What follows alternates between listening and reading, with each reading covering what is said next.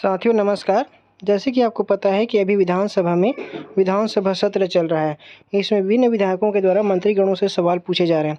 इसी क्रम में आज महिला एवं बाल विकास मंत्री से विधायक महोदय माननीय भावना ओरांव जी ने सवाल पूछे। उनके द्वारा पूछे गए सवाल के जवाब में महिला एवं बाल विकास मंत्री थोड़ी असमंजस और कन्फ्यूजन की स्थिति में आ गई थी। उनके द्वारा क्या जवाब दिया गया, आप भी वीडियो के माध्यम से देखने की कोशिश कीजिए। धन्यवाद जी। मेरा प्रश्न ये है कि जो आंगनबाड़ी केंद्रों में जो सहायिकाएं या कार्यकर्ताएं जो काम करती हैं, कभी-कभी स्थिति देखी गई है कि बच्चों के परिजनों को वो कुछ विषय को समझाने में असफल भी रहती हैं। तो मेरा प्रश्न ये है कि आंगनबाड़ी कार्यकर्ताओं हेतु शिक्षा अर्हता का मापदंड क्या तय किया गया है? बताइए मंत्री जी, फिर पूछ लीजिए। आंगनबाड़ी कार्यकर्ताओं हेतु शिक्षा अर्हता का मापदंड क्या तय किया गया है?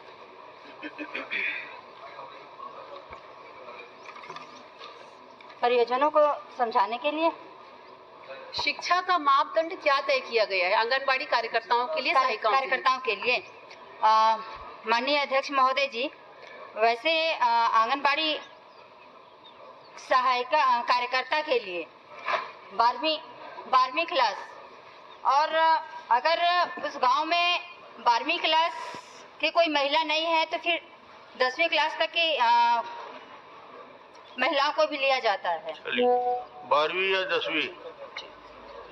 मुझे इसमें मेरा प्रश्न ये है कि लगातार आंगनबाड़ी केंद्रों में बच्चों की संख्या जो कम होती जा रही है, तो क्या वहाँ आंगनबाड़ी केंद्रों के अलावा जो केंद्र संचालित हैं उसके अलावा भी उनकी रिपोर्टिंग परियोजना अधिकारी के अलावा क्या हायर अथॉरिटी के द्वारा लिया जाता है? क्योंकि जैसे आंगनबाड़ी में बच्चों की संख्या कम होती जा रही है, वो काफी चिंता का विषय है। माननीय अध्यक्ष महोदय जी, उनका कहना जायज है, और मैं मानती हूँ कि जहाँ तक हम 3 साल से 6 साल तक के बच्चे को आंगनबाड़ी में पढ़ाया जाता है, और कहीं ना कहीं अच्छा ये बता दें कि पिछले बार जो वहाँ की रिपोर्ट आई थी वो आपके अधिकारियों ने, आपके विभाग के द्वारा, हायर जो अथॉरिटी उनके द्वारा पिछला जो रिपोर्ट है आंगनबाड़ी केंद्रों का जो छत्तीसगढ़ में संचालित है, पिछली बार कब लिया गया था? जानकारी 1 मिनट में आपको बताती हूँ। माननीय अध्यक्ष महोदय जी, माननीय सदस्य जी का रिपोर्ट कब लिया गया था? क्या सवाल में क्या था?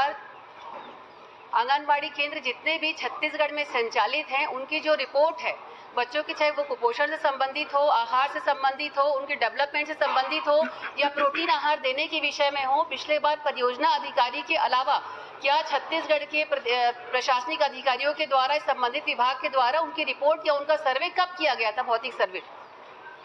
माननीय अध्यक्ष महोदय, ये जहाँ तक आंगनबाड़ी की बात हो, उनके पोषण आहार की बात हो, चाहे और विशेष की बात हो, तो प्रतिदिन इसका रिपोर्ट लेते रहते हैं। माननीय अध्यक्ष, प्रतिदिन प्रदेश में रिपोर्ट जाती है?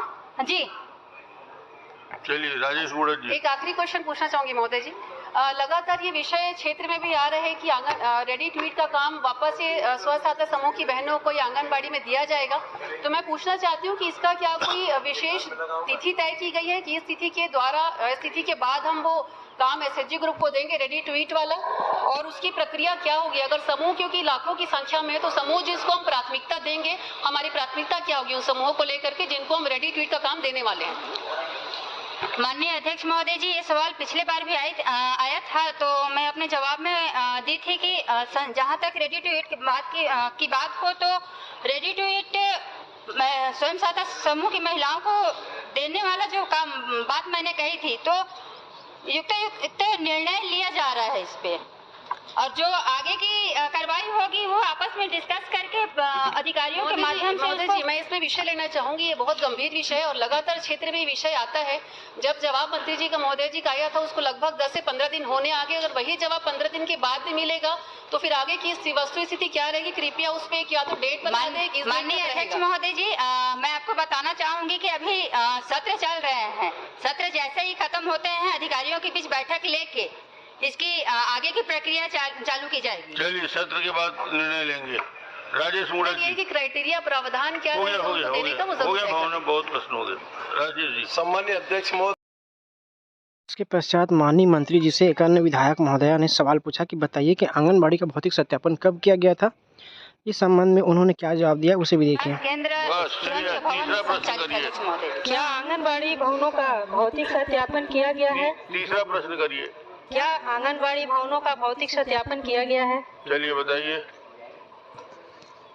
हाँ माननीय अध्यक्ष महोदय जी, आंगनबाड़ी भवनों का सत्यापन कर चलो भवनों का सत्यापन कब किया गया है बताना जानना चाहूंगी। समय अवधि। माननीय अध्यक्ष महोदय जी, क्या पूछ रहे हैं? भवनों का भौतिक सत्यापन कितना कब हुआ है, समय अवधि पूछना चाह रही हूँ। कब हुआ है बताइए। भवनों का भौतिक सत्यापन सतत होते रहता है माननीय अध्यक्ष महोदय जी। पिछली बार कब हुआ है? पिछली बार कब हुआ है? क्या है? ये सतत चलने वाली प्रक्रिया है माननीय अध्यक्ष महोदय जी। दोनों अड़ोसी पड़ोसी हो, थोड़ी बड़ी बात तो पूछ लिया करो। चलिए बैठिए। और शेष भवनों के लिए क्या जो भवन नहीं है, जो आंगनबाड़ी केंद्र भवन विहीन है, उसके लिए आप क्या करेंगे? भवन विहीन को कब तक बनाएंगे, ये प्रश्न है उनका।